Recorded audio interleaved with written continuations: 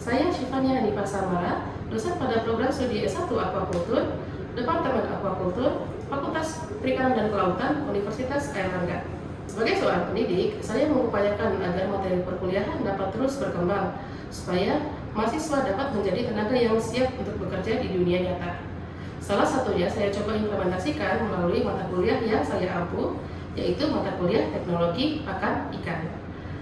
Sesuai dengan dokumen RPS atau Rencana Pembelajaran Semester, mata kuliah ini memiliki capaian pembelajaran lulusan di mana mahasiswa dapat mengimplementasikan ilmu nutrisi dan teknologi pakan ikan sesuai dengan kaidah dan etika ilmiah. Lalu mata kuliah ini juga memiliki capaian pembelajaran mata kuliah di mana mahasiswa mampu melakukan inovasi teknologi pakan ikan. Mata kuliah ini diberikan dengan beban 3 SKS pada mahasiswa semester 6 berupa kuliah dan praktikum. Pada awal pembelajaran, saya dan tim pengampu beserta mahasiswa yang menjadi asisten mata kuliah ini berkumpul untuk melakukan brainstorming. Kami mengevaluasi pelaksanaan perkuliahan dan praktikum yang lalu dan kami merancang perkuliahan dan praktikum yang selanjutnya supaya menjadi lebih baik dan efektif dan memenuhi CPL maupun CPNK yang telah ditetapkan. Dari hasil brainstorming tersebut, kami mendapatkan informasi bahwa untuk perkuliahan sendiri sudah dilakukan dengan cukup efektif, di mana mahasiswa sudah merasa dosen memberikan materi dengan cukup jelas. Adapun materi pada perkuliahan ini kami bagi menjadi pembuatan sediaan pakan utama dan penunjang, formulasi pakan, ikan dan udang, pengolahan pakan, dan pembuatan pakan pelet dan extruder, evaluasi pakan, serta teknik dan manajemen pemberian pakan itu sendiri. Kami mendapatkan informasi kemudian bahwa untuk praktikum perlu dilakukan pendalaman dan pengkayaan materi supaya dapat mencapai CPL dan CPNK mata kuliah tersebut. Oleh karena itu, kami membuat sebuah project based learning di mana kami menggunakan bahan pakan yang kurang termanfaatkan namun potensial.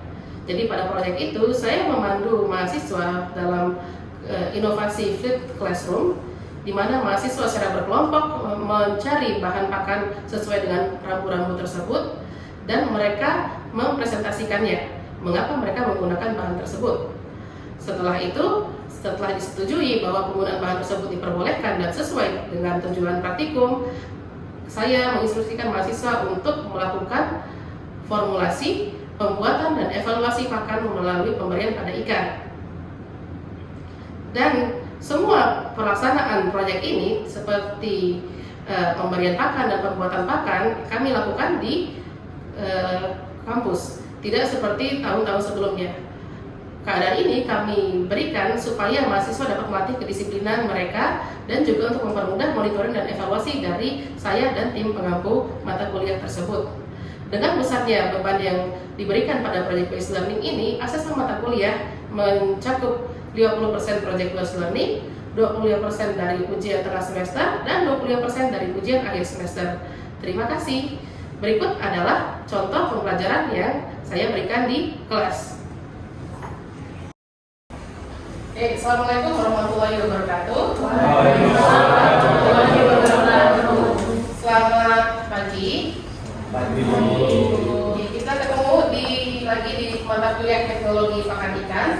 Hari ini materinya adalah tentang teknologi pakan extruder. Ya.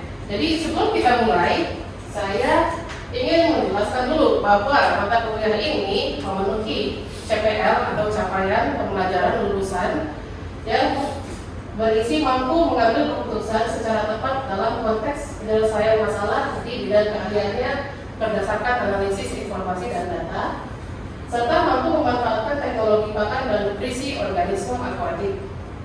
Untuk mata kuliah ini sendiri ada capaian pembelajarannya, yaitu mahasiswa mampu melakukan inovasi di teknologi pakan ikan. Sebelum kita berinovasi, berarti ada baiknya kita harus pelajari dulu dasarnya. Jadi itu yang akan kita pelajari pada hari ini tentang teknologi pakan extruder. Nah, kalau kita lihat dari asal bahasanya, extruder berasal dari kata extrude. X itu keluar dan trude, yang berarti kita berusaha mengeluarkan sesuatu. Jadi untuk contohnya misalnya seperti kalau kita punya odol, kita semua punya odol di rumah ya kan ya. Odol itu kan kita pencet, dia akan keluar melalui bolongan yang kecil itu. Odol yang keluar itu pasti bentuknya akan bulat karena mulut odol bukanya itu kan bulat. Jadi itu yang kita maksud dengan extrude. Jadi kita squeeze atau memaksa sesuatu untuk keluar, tapi keluar melewati lubang yang kita mau. Jadi dia akan terbentuk sesuai cetakannya yang kita harapkan. Lawan katanya dari extrude adalah intrude. Jadi kalian sudah pernah mendengar mungkin ya, intruder. Jadi orang yang memaksa masuk dari luar. Sedangkan kalau extrude itu kita memaksa dari dalam mau keluar, dipaksa keluar, gitu ya. Nah, jadi kalau misalnya kita ambil dari kata itu, extrude, bendanya yang melakukan hal itu kita sebut dengan extruder.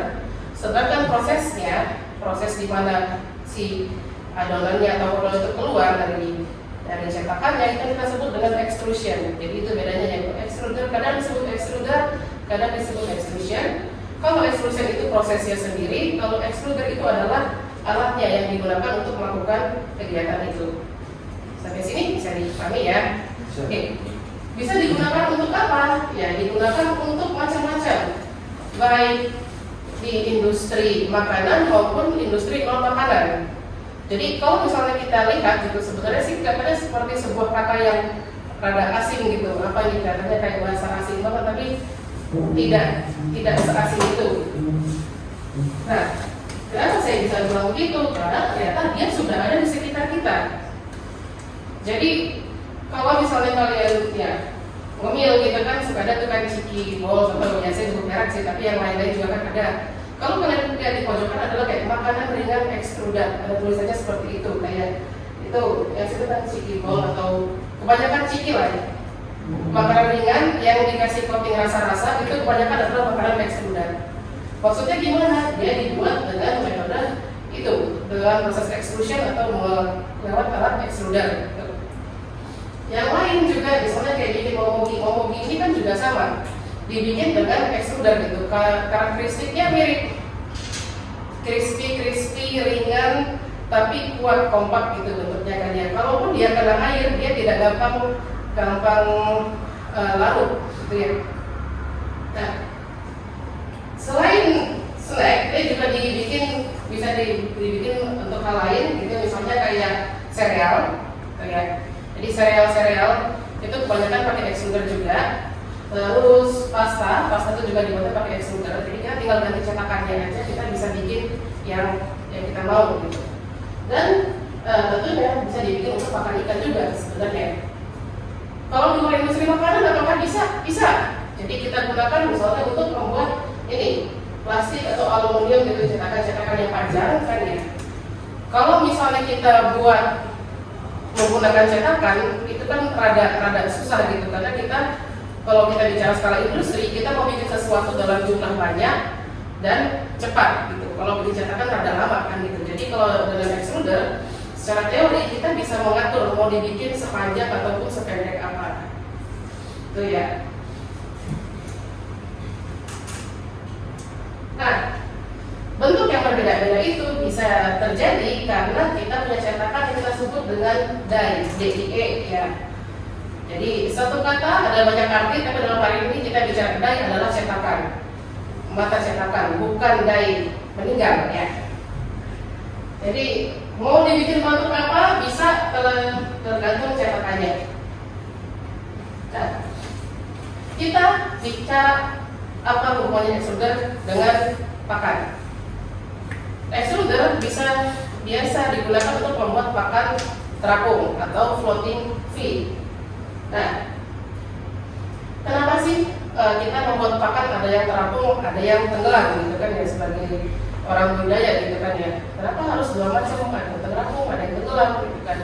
Kita memberi makan organisme akuatik itu sesuai dengan bagaimana dia biasa mencari makan di alam.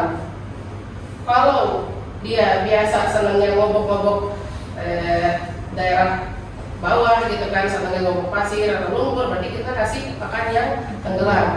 Kalau dia misalnya suka makan serangga atau apa yang ada di atas gitu, kita berikan pakan terapung.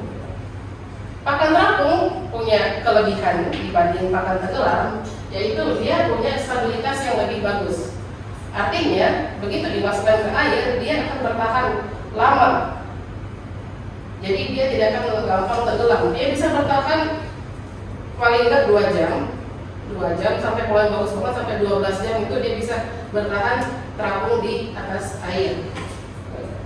Nah, penggunaan pakan terapung kita kasihkan ke ikan itu memberikan beberapa keuntungan. Salah satunya adalah itu gampang dimonitor.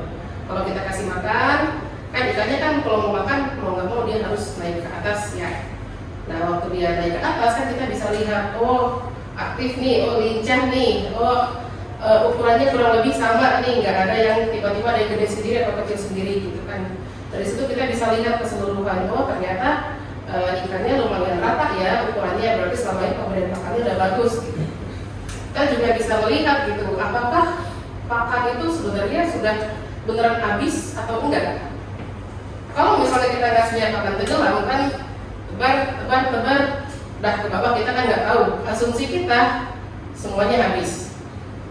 Cuman kalau misalnya kita kasih yang terapung, kita kan benar-benar bisa melihat gitu. Oh habis, benar-benar habis gitu. Oh berarti kurang nih, perlu kita tambah. Atau ternyata nggak habis gitu. Sesuai hitungan kita, feeding rate-nya tuh nggak habis gitu. Kenapa? Oh jangan-jangan ikannya sakit atau misalnya kualitas airnya lagi gimana gitu. Jadi kita bisa dengan cepat mengevaluasinya. Jadi dengan demikian kita juga bisa menghindari pakan itu tidak termakan gitu, karena kita tahu oh nggak kemakan ya udah kita bisa ambil lagi langsung kan ya, nggak perlu disimpan dulu gitu. Dan kebanyakan penggunaan pakan terapung ini kita gunakan untuk benih yang agak gedean, terus kita gunakan juga untuk food fish atau ikan konsumsi. Karena kalau untuk ikan konsumsi kan kita mengejar dia harus tumbuh sebesar-besarnya dalam waktu sesingkat-singkatnya, jadi kita benar-benar memonitor oh benar makan atau enggak gitu kan ya. Sama kita juga gunakan untuk broodfish atau induk. Lanjut. Nah, perbedaan antara pakan terapung dan pakan tenggelam bisa kita lihat di sini kan ya. Saya bilang sebelumnya bahwa mereka punya kelebihan dan kekurangan masing-masing. Kelebihannya pakan tenggelam itu dia itu murah, tentu saja murah dan sesuai untuk ikan yang hidup di dasar perairan. Sedangkan kalau misalnya yang pakan terapung itu kan dia punya stabilitas air yang bagus, dan juga karena dia dibuat dengan suhu tinggi, banyak anti nutrien yang bisa dihilangkan dibandingkan dengan pakan tenggelam. Jadi salah satu perbedaan pakan terapung dan tenggelam, mereka dibuat dengan suhu yang berbeda. Lebih tinggi yang mana? Kira-kira? Yang terapung, ya betul. Jadi pakan terapung dibuat dengan suhu yang lebih tinggi, jadi dengan suhu di atas 100, 155, 160. Jadi bahan-bahan anti nutrien yang kebanyakan ada di bahan baku tanaman itu bisa dihilangkan atau diaktifasi dengan penggunaan suhu yang tinggi ini. Nah, cuma kelemahannya untuk pakan terapung ya karena dia teknologi, pastinya dia lebih mahal. Dia lebih mahal dan juga dia butuh keahlian dalam menggunakannya. Jadi kita harus lebih memperhatikan formulasi makan yang kita buat, gitu kan, berapa proteinnya, berapa lemaknya, berapa seratnya supaya bisa bikin pakan terapung yang benar-benar gabung. Itu ya. Jadi karena kan kita bikin pelet kan, yang penting bentuknya sudah pelet itu sudah bagus, gitu kan. Cuma kan kita perlu cek lagi, apakah pelet ini benar-benar pelet yang berkualitas. Kita uji kan. Uji biologi, uji kimia, uji fisika, dan uji respon pakannya ke si ikan itu. Kira-kira mau nggak si ikan ini makan pelet yang kita bikin? Dan kalau dia benar mau makan yang kita buat, apakah benar-benar kelihatan pertumbuhannya itu dengan pelet yang kita buat? Kan gitu prinsipnya kita bikin pakan. Kita bikin pakan bagus atau enggak kelihatannya di ikannya. Ikannya tumbuh, pakannya bagus.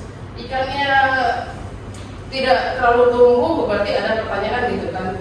jangan-jangan dia nggak mau makan, atau kalaupun dia mau makan, jangan-jangan nggak bisa dicerna gitu kan ya. Jadi itu yang perlu kita perhatikan. Nah, untuk peralatan membuatnya sendiri gitu, si pakan tenggelam kita buat dengan grinder ya. Ini kan kalau di praktikum kan sudah dicobakan ya, bikin pakan tenggelam. Sedangkan pakan terapung kita buat dengan mesin yang kita sebut dengan extruder.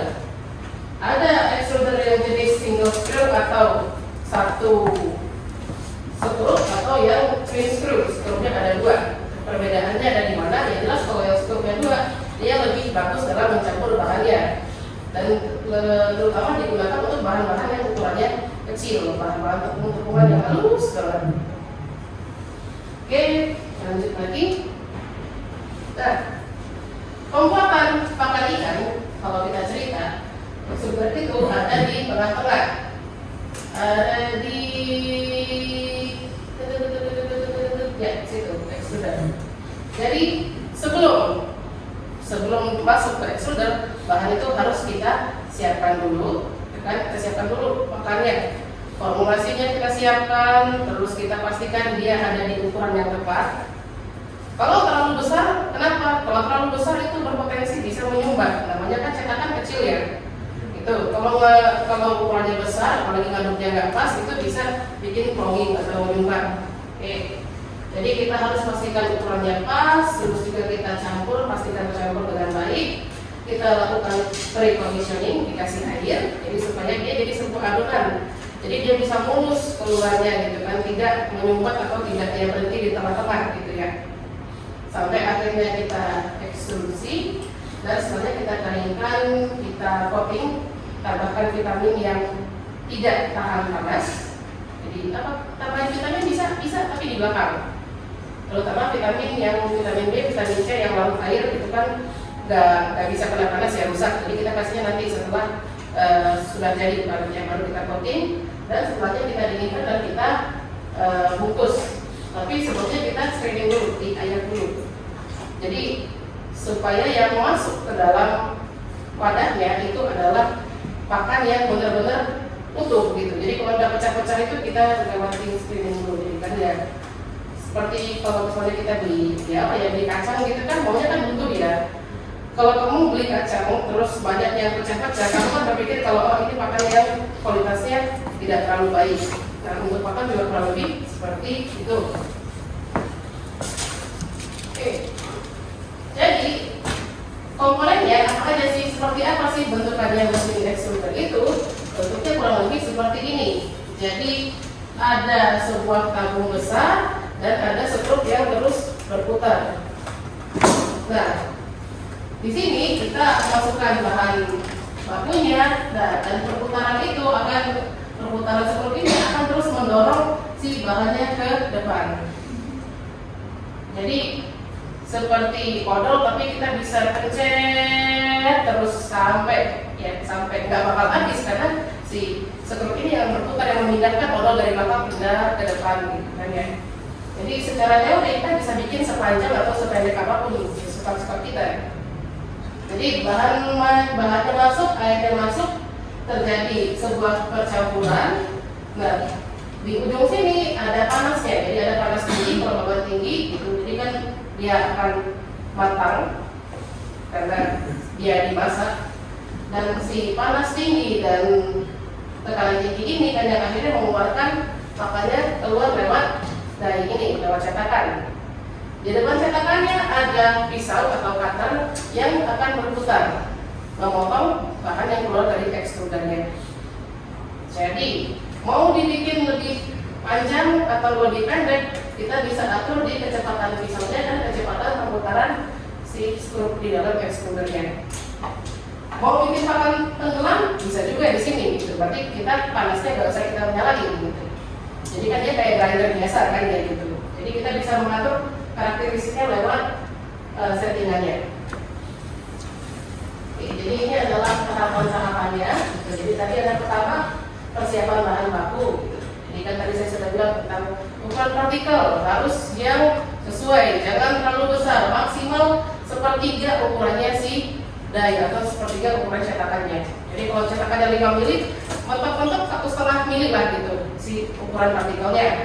Terus untuk proteinnya juga campuran protein nabati dan hewani, karena protein nabati itu dia itu lebih bagus mengembangnya atau expansionnya gitu. Jadi dia bisa mengembang dan itulah yang membuat si pakan itu bisa terapung. Jadi kalau ingat tadi kayak momogi atau chicken ball gitu kan, dia itu seperti ada rongga-rongga di dalamnya gitu. Kok bisa ada rongga-rongganya? Karena si extruder itu kan ada panas, ada tekanan tinggi ya, ada airnya juga. Begitu keluar dari extruder, kan ada penurunan suhu yang drastis. Penurunan suhu itu yang membuat si air atau air yang di dalamnya si bahan itu dia akan menguap. Karena dia menguap, bekas tempatnya itu kan jadi kosong, itu yang menjadi rongga-rongganya. Jadi seperti itulah ya. Nah, kita juga harus perhatikan si starchnya atau patinya dan juga lemaknya. Karena kalau misalnya terlalu tinggi, malah nggak ngembang, nggak kopong gitu kan, nggak jadi ngapung gitu. Itu ya. Selanjutnya sini. Kita selalu menambahkan starch atau pati karena kita berharap dia tergelatinisasi. Jadi kalau odol digencet keluar, dia keluarnya odol aja. Sedangkan kalau misalnya bahan pakan jadi pakan gitu kan, karena bahan padi itu kita tambahkan starch atau pati yang pada suhu tinggi 55-70 dia akan tergelatinisasi, yang akhirnya kalau pada suhu tinggi dia akan larut.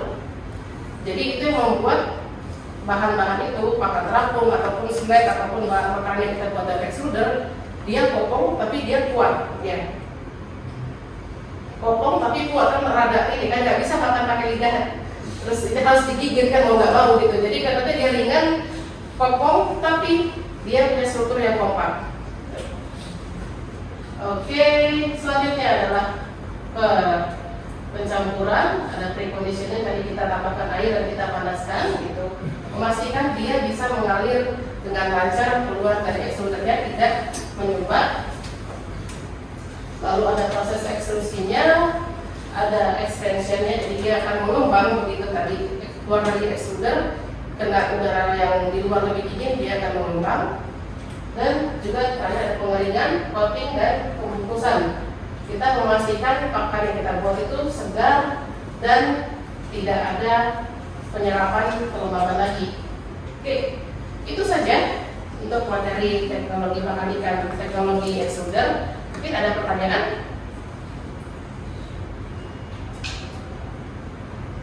Ya? Terima kasih. Perkenalkan, nama saya Lorenzo Valentino dengan NIM 142 izin bertanya, apakah pemilihan bahan baku untuk pembuatan pakan ikan itu dapat mempengaruhi tingkat dari terapungnya pakan pelet hasil akhir? Terima kasih. Oke, jadi pemilihan bahan baku apakah mempengaruhi tingkat terapung apa enggak? Ya, mempengaruhi banget. Sebagai contoh kita ambil misalnya lemak. Lemak itu, ya, lemak itu kan kalau untuk ikan dia sebagai apa sih? Kita makan lemak sebagai sumber apa? Sumber? Ya, sumber energi. Jadi lemak kita adalah sumber energi. Ya betul, kita butuh lemak untuk sumber energi. Tapi kalau terlalu banyak, gitu kan ya, itu malah membuat ikatannya itu jadi tidak terlalu kuat. Jadi kalau kita bicara lemak di atas 17%, dia tidak bisa ngembang, gitu kan ya. Jadi kita menggunakan lemak itu paling tidak 7-12%. Karena kalau di atas itu, ya bagus sih, kita sumber energinya banyak, tapi karakteristik pakannya itu tidak bisa berikatan dengan baik atau tidak bisa berekspansi dengan baik. Gitu. Jadi yang lainnya juga sama, misalnya kayak pati, karena kita butuh dia untuk tergelatinisasi, jangan terlalu sedikit. Gitu. Kita paling kan pakai 10-60%. Kalau di bawahnya terlalu sedikit, dia kan jadi tidak mengikat gitu loh. Jadi gampang buyar. Dan kita tidak ingin itu terjadi, apalagi kalau selama masa penyimpanan kan ya, pakan itu bukan sesuatu yang kita bikin hari ini terus kita pakai besok kan ya, kita kan disimpan dulu mungkin masih sebulan lagi baru kita pakai gitu kan. Jadi paling tidak selama masa penyimpanan dia harus bisa mempertahankan bentuk dan karakteristiknya. Kamu bantu? Ya, satu lagi mungkin pertanyaan? Ya? Saya mau bertanya Bu, saya berdialog dengan tim akhir 045. Jadi saya ingin bertanya Bu, ini kan di dalam pembuatan pakan kan ada bahan yang namanya binder ya Bu, atau bahan pengikat. Dan yang saya tahu itu kan binder ada alami sama sintetik ya Bu. Jadi mungkin untuk perbedaan binder yang alami sama sintetik ini yang berpengaruh ke nutrisi dari pakannya itu apa ya Bu? Apakah itu berpengaruh cukup banyak atau mungkin hanya pengaruh pada pengikatannya saja? Kalau binder itu adalah bahan yang kita tambahkan, sebenarnya kita tidak memperhatikan apakah dia penutrisi apa enggak gitu untuk binder. Jadi kita hanya mengambil sifatnya saja sebagai pengikat, menyatukan bahan-bahan tepung A, tepung B, tepung C, tepung D supaya mereka jadi satu gitu kan ya. Kalau yang binder alami gitu, ya mereka bekerja dengan konsep prinsip galvanisasi ini gitu. Jadi misalnya kamu menggunakan binder alami kan apa sih contohnya, pakai ya itu terus pakai telur gitu kan bisa juga gitu kan ya, itu kita gunakan, kita harus dipanaskan dulu gitu kan. Bahan-bahan itu mengandung gelatin itu yang mengandung pati itu yang akan menggabungkan mereka semua gitu kan. Sedangkan kalau untuk bahan yang buatan gitu kan, yang itu kita tambahkan, tapi kadang ya tidak terlalu mempengaruhi untuk strukturnya secara keseluruhan gitu kan ya. Cuma mereka bekerja dalam prinsip yang berbeda. Yang satu lebih ke patinya, satu lebih ke struktur kimianya gitu. Secara kimia mereka bersifat seperti itu, mungkin tanpa harus dipanaskan. Mungkin bisa membantu ya. Baik, ya, terima kasih. Oke, terima kasih banyak. Saya harap ini bisa bermanfaat. Saya akhiri. Assalamualaikum warahmatullahi wabarakatuh. Waalaikumsalam warahmatullahi wabarakatuh.